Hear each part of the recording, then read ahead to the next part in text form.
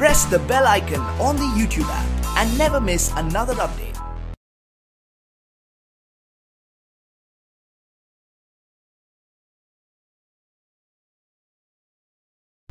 अस्सलामुअलैकुम dear students, I am Abdul Qadir और आज हम फर्स्ट ईयर की बुक में से एक्सरसाइज 4.5 स्टार्ट करने जा रहे हैं और ये लेक्चर आपको ग्रेट साइंस एकेडमी की तरफ से प्रेजेंट किया जा रहा है। तो प्रीवियस लेक्चर में डियर स्टूडेंट्स मैंने आपको रिमाइंडर्स थ्योरम और फैक्टर्स थ्योरम के बारे में बताया था कि हमारे पास वो क्या होते हैं। आज उन्हीं को यूज़ करके हम अपनी एक्सरसाइज स्टार्ट करते हैं। क्वेश्चन नंबर 1 में हमें उसने कहा है कि आपने रिमाइंडर थ्योरम यूज़ करते हुए जो आपको पॉलिनोमियल दिए गए हैं, तकरीबन हमें पहले 4 जो हैं वो दिए गए हैं, रिमाइंडर थ्योरम की मदद से हमने उसको सॉल्व करना है। नेक्स्ट जो हमारे पास है वो हमने इसको फैक्टर थ्योरम से सॉल्व करना है। तो मैं इसका क्वेश्चन नंबर 1 का जो है उसमें कोई एक पार्ट करता हूँ कि हमारे पास हम किस तरह किसी भी एक्सप्रेशन में reminders by reminder theorem use करके निकाल सकते हैं। तो question number 1,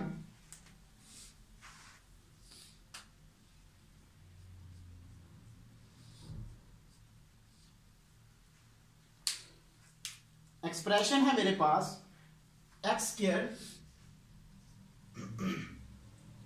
plus 3x plus 7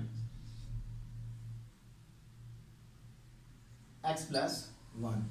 तो आपने पहला क्या काम करना है कि इस एक्सप्रेशन को f ऑफ x के इक्वल लेट कर लेना। Suppose f of x is equal to x square plus 3x plus 7। Suppose x plus 1 is equal to 0। This implies that x is equal to -1। तो ये इस expression में put कर दें, put x is equal to -1। So f of -1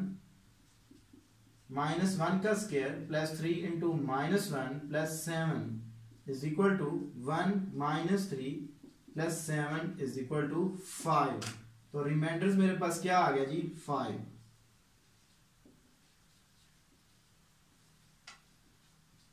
वो मेरे पास 5 आ गया।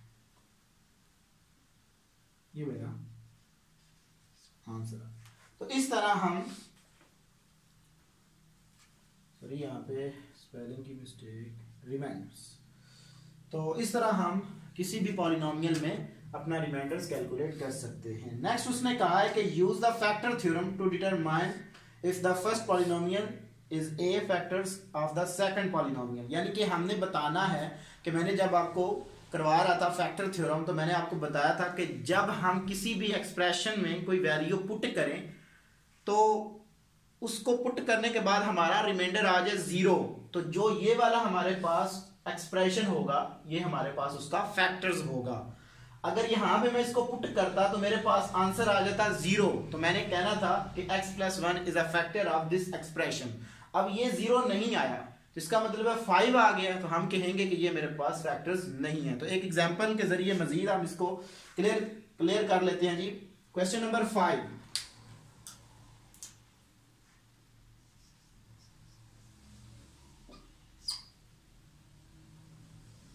x minus 1 x square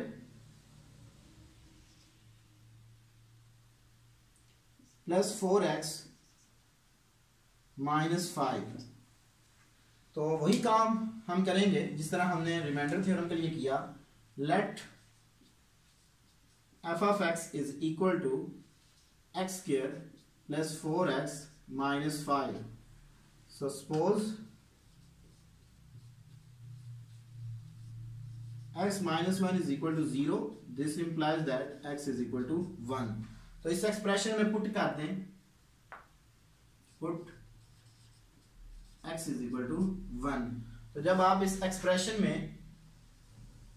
x की जगह पे 1 पुट करेंगे तो देखते हैं क्या आएगा। f of 1 is equal to 1 square plus 4x, x की जगह पे 1 आ जाएगा, minus 5, f of 1 is equal to 1 square 1 plus 4 minus 5. So f of 1 is equal to 0 आ गया. So since x plus 1, x minus 1 is a factors of given expression. Just ये हमने काम किया. अगर इसी के रिवर्स में जाएं तो अगर यहाँ पे अब 0 नहीं आया तो मैं कह दूंगा कि ये वाले जो हमारे पास एक्सप्रेशन है ये इसका फैक्टर्स नहीं है. 0 आ गया तो उसका फैक्टर्स होगा, अगर 0 ना आया तो उसका फैक्टर्स नहीं होगा. क्वेश्चन नंबर जो बाकी पार्ट है वो सेम इसी तरह आपने करना है, जस्ट वैल्यू पुट करनी है. क्वेश्चन नंबर 10 और 11 एक ही मेथड के ऊपर है, तो मैं क्वेश्चन नंबर जो है वो 11 करने जा रहा हूं जी.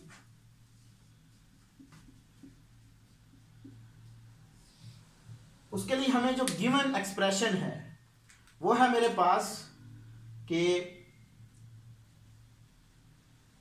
X cube plus 2x square plus के x plus 4 is divided by x minus 2.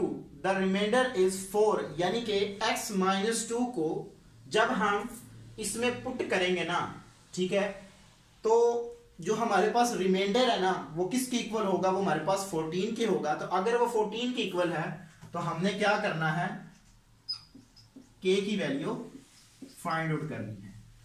तो वही काम सपोज कर लेते हैं जी इसको. Let f of x is equal to x cube plus 2x square plus kx plus 4. Suppose x minus 2 is equal to 0. So this implies that x is equal to 2. तो मैं पुट कर देता हूं इसमें x की जगह पे put x is equal to 2. Then f of 2 is equal to 2 का क्यूब प्लस 2 इंटू 2 का square plus k into 2 plus 4. So 2 का cube 8 plus 8 plus 2k plus 4 is equal to 20 plus 2k. So given condition क्या है हमारे पास, given condition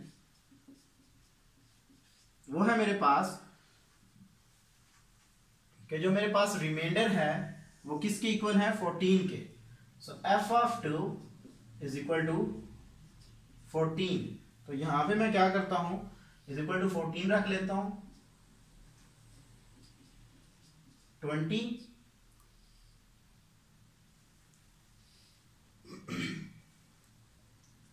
plus 2k. 20 को उठा किधर ले आए, 14 minus 20 is equal to 2k.